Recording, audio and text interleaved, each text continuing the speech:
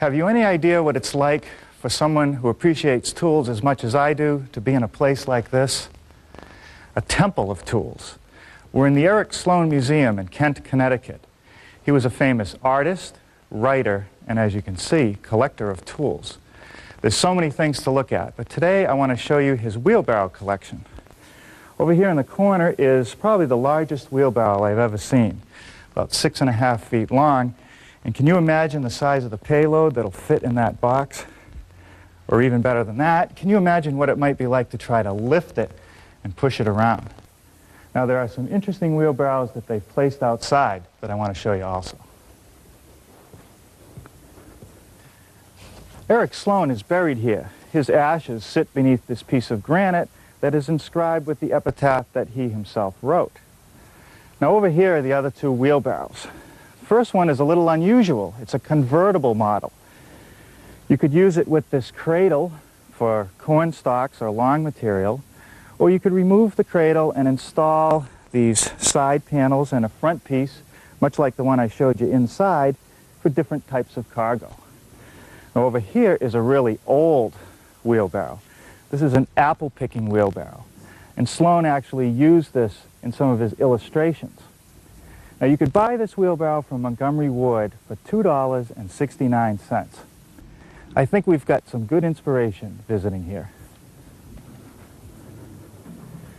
Not only did we look at old wheelbarrows, but I thought it would be useful to look at some modern versions, like this contractor's wheelbarrow, a commercial wheelbarrow that's four-sided and really meant to carry semi-liquids like concrete or mortar.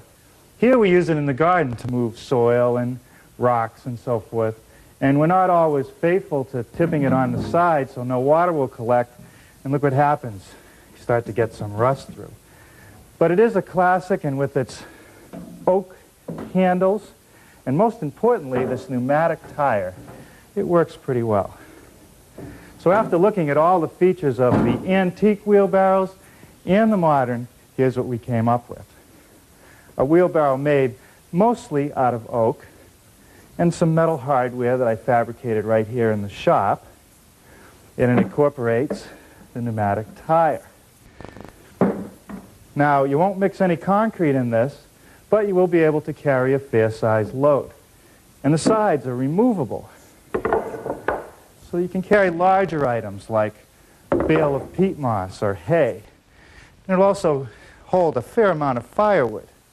But the thing that I really like about this wheelbarrow, compared to most of its commercial cousins, is that it's pretty to look at.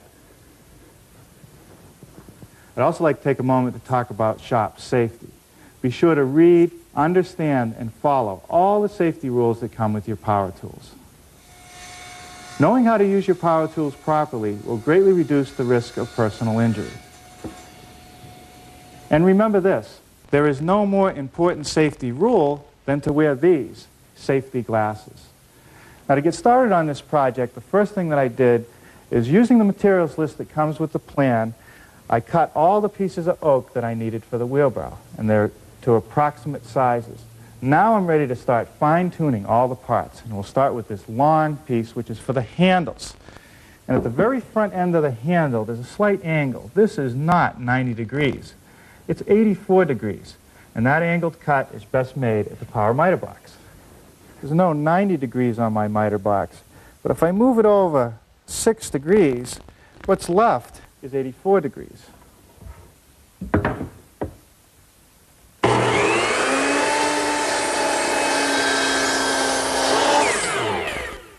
That takes care of the handles for now.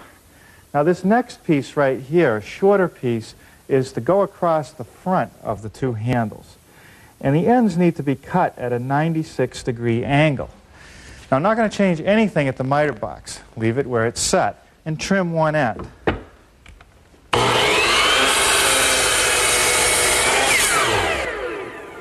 Now the result is that this angle is 84 degrees, but the complementary angle is the 96 degrees that I want. Now it's just a matter of measuring the length, in this case 9 inches from the short point to the short point. Put a little mark to show I want it angling that way. Set it back in and cut it off.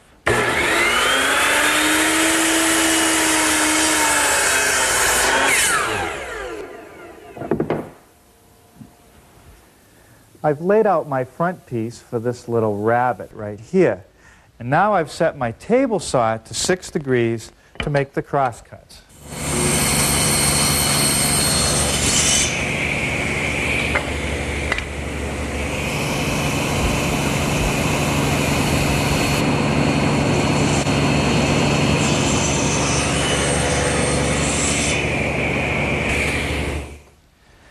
I'm going to use this little tenon jig to make the rip cuts that I need. And for 3/4 inch stock, this little toggle clamp works fine. But for thicker material, I'm just going to use an accessory clamp, this little bar clamp. And just clamp it securely in place and run it through.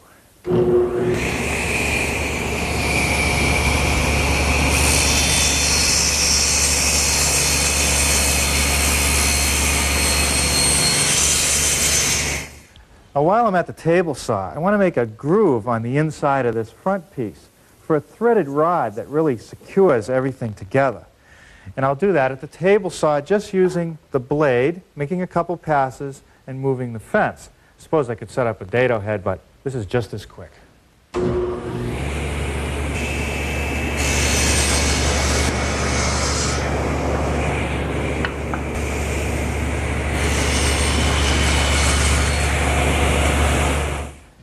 Now for the legs, and I'll cut both legs out of this blank.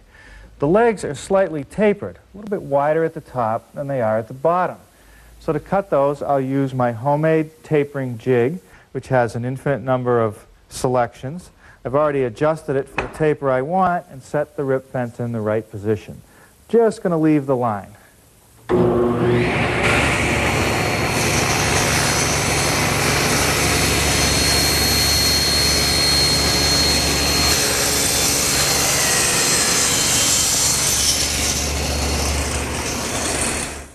The next thing to do is to cut the legs at the top where it meets the handle. That's going to be 15 degrees. So we'll do that over at the miter box.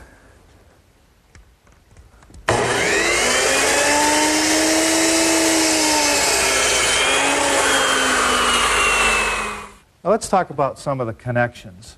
Where the leg meets the handle, where this strut meets the handle, where the strut meets the leg, where this cross brace laps over itself, and where it ties into the leg, all those joints are a form of a lap joint. And the best way to remove the material to make the lap joint is to use the radial arm saw, which is set up with the stacked dado head cutter. By changing the angle and the height of the saw, we can make all the cuts that we need.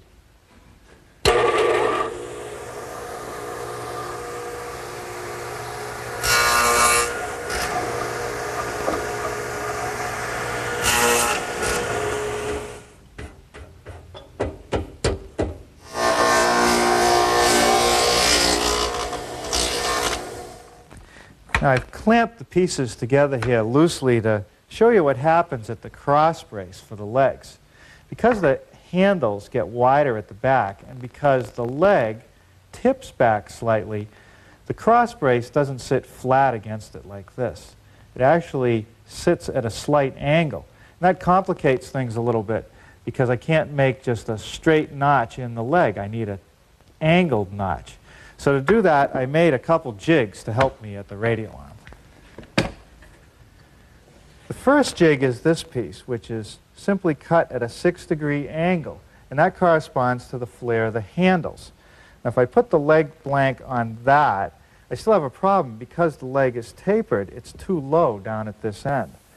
So I made another piece, which is a wedge that goes from nothing to a 1/2 inch. And if I slip that under the leg blank, now this top edge is parallel to the table. When I run the radial arm through, I'll have a dado that's a little bit deeper on the back side here than it is on the front, which is exactly what I want.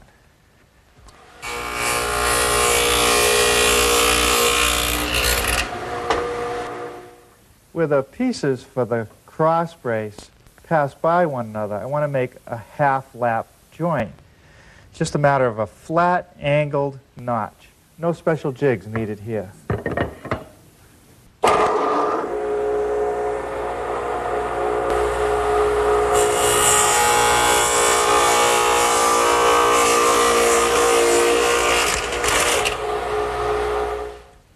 see how this brace fits in there. Okay, I think that's going to be fine. All right, now before I do any assembly, there's still a few more things I want to do to the handle pieces. I've attached these little pine blocks because right along this line I need a half-round hole for the axle. And in order to guide the bit so it has something to go into, this block will help me with that. Now over here I also want to drill a 1/4-inch hole for the threaded rod that ties the front together. Now over here at the drill press, I've tilted the table 6 degrees and installed this straight edge clamp as a guide. I'm going to bore a hole about 1 inch or so deep for that axle.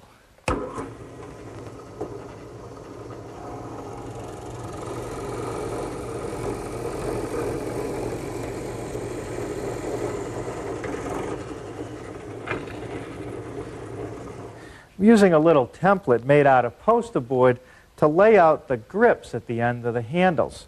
Then I'll rough them out on the bandsaw.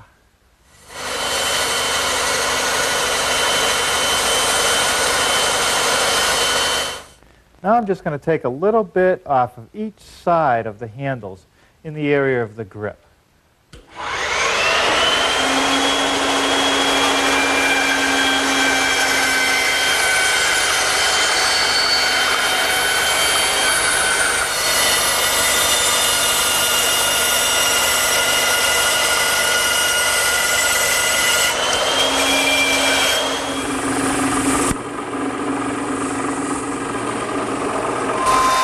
Well, a 3/4-inch round over bit set up in my router makes this step a lot easier.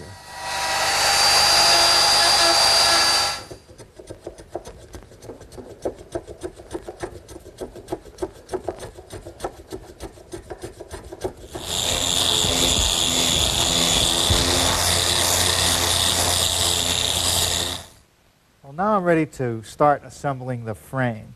And all the joints will be secured with a little bit of construction adhesive in either screws or carriage bolts.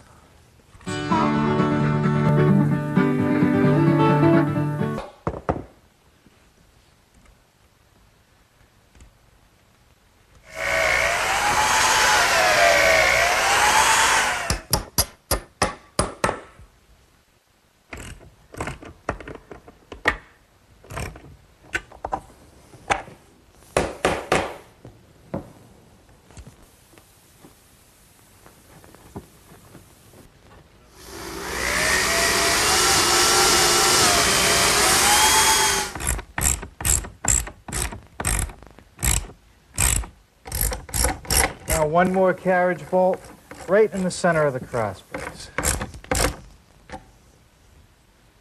Now here are all the parts I need for my wheel mechanism, and I got them all at my local hardware store. First, the pneumatic tire, which is really sold as a replacement for the contractor's wheelbarrow. And for an axle, I bought some solid round stock, 5/8 of an inch in diameter, and it fits just right. I was lucky. It fits just right in these hardened bushings. And I needed some spacers, so I picked up some 3/4-inch electrical conduit and made a couple spacers that slip onto each side of the wheel. Now this whole setup drops into the handles. And the reason I have these little spacers is to stop the wheel from moving side to side, and I notched it over the rail so that it won't spin and actually drill through the wood. I also bought some flat stock. This happens to be galvanized, which means it won't rust, which is a good idea. And I cut some short pieces to hold everything in place. The bar sits over the bushing and the axle, and I'll bolt it all down with some little lag screws. Okay, now you can start to see what happens as I tighten the lags. The strap bends around the axle, securing it in place. Hey, look at that. Works pretty good. Well, the frame's built, and I think it's time to call it a day. We can easily finish it up tomorrow.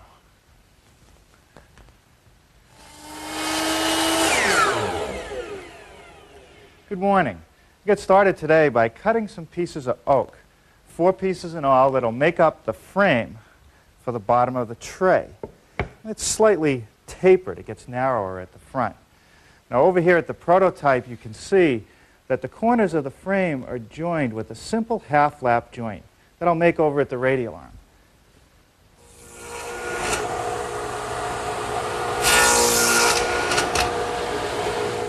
Using a little bit of construction adhesive at all the joints, and then I'm going to nail them together, all four corners. Let's go to the next step.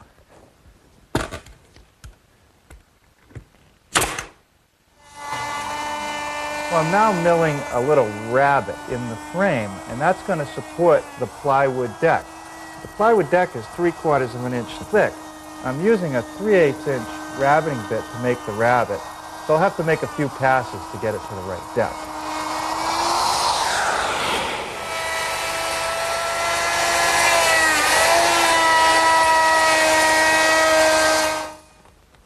Plywood that I'm using for the base of the tray is known as MDO plywood. It actually has a paper surface on it. It's very tough and durable.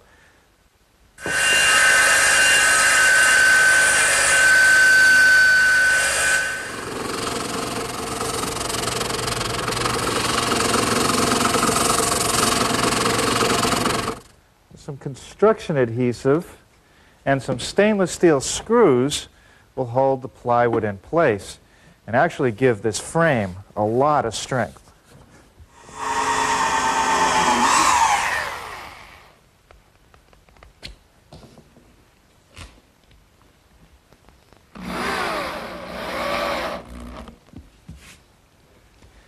I wanted the sides of my wheelbarrow to flare out, and that means that the edge of the bottom of the tray also has to have a flare.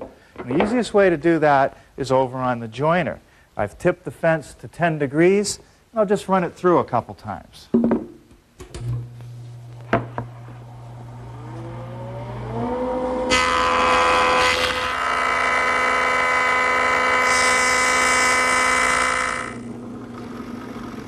These holes that I drill in the corners of the tray frame for the carriage bolts that are going to hold it all together.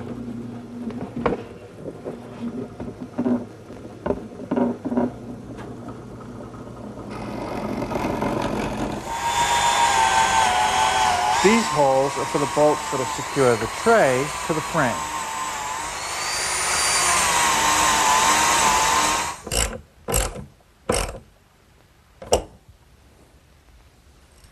And finally, the bolts that join the corners of the tray frame. Had I put them in any earlier, they would have interfered with the base of the router and the joiner. I've just milled a couple oak channels, and what they do is hold the front of the tray in place. There's one at the top and there's one at the bottom. Now the one on the bottom, when I slip it in here, I'm going to have to remove some additional material so that the panel will fit tight against the wedge. I'm going to take this material out.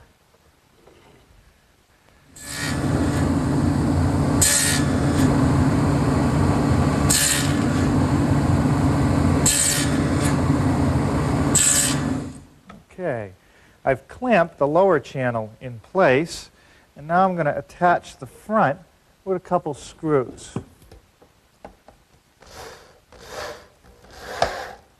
The top channel is next, and that gets held in place with one screw in the middle.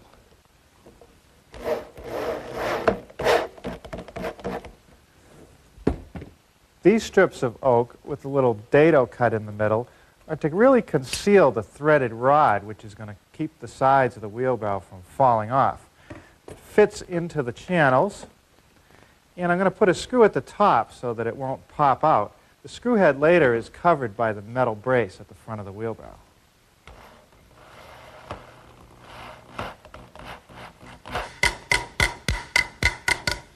Boy, I'll tell you, this old machinist vise really comes in handy trying to bend this flat stock to make the little braces for the front of the wheelbarrow. And it's going to be a little bit of trial and error, but I'll get them shaped. Okay, that's good.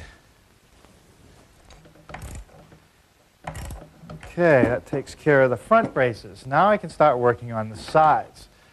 They're pieces of 1x10 oak. And if I slip it in here and you look down here, you can see that because the side is flared, it doesn't sit flat on the bottom. So I'm going to bevel the bottom edge at 10 degrees using my joiner.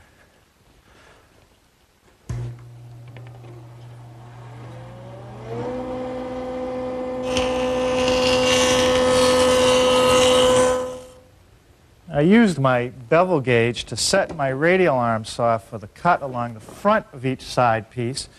It works out to be about 25 degrees.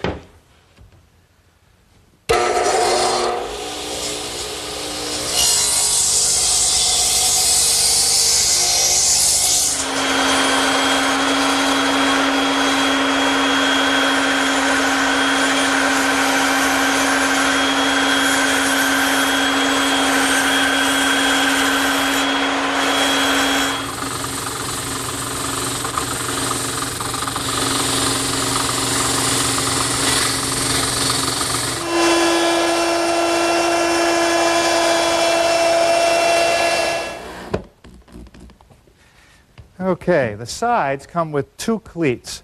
They both act as stiffeners, but the one at the back is a little bit longer and it sticks down because it's actually a stake that fits in a little metal bracket.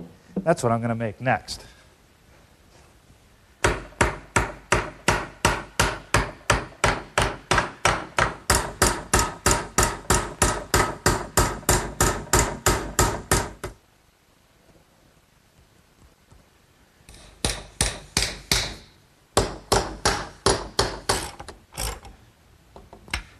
Okay, that takes care of the brackets. Now, what do you think we should use for a finish on this? Oak outside. Guess I better think about that for a while. You know, it took me a long time to decide what to finish our old-fashioned wheelbarrow with. I was afraid that if I used a urethane or a varnish, that it would chip after a while, and then the wood would be exposed to moisture. Same thing would happen with paint. But I did recall years ago a method of preserving wooden ladders, and that was to put on coats of boiled linseed oil. So what I'm doing here is putting on a couple coats now, and then I'll put a coat on every year or so as needed. But you have to make sure to use the boiled oil, otherwise it will never dry.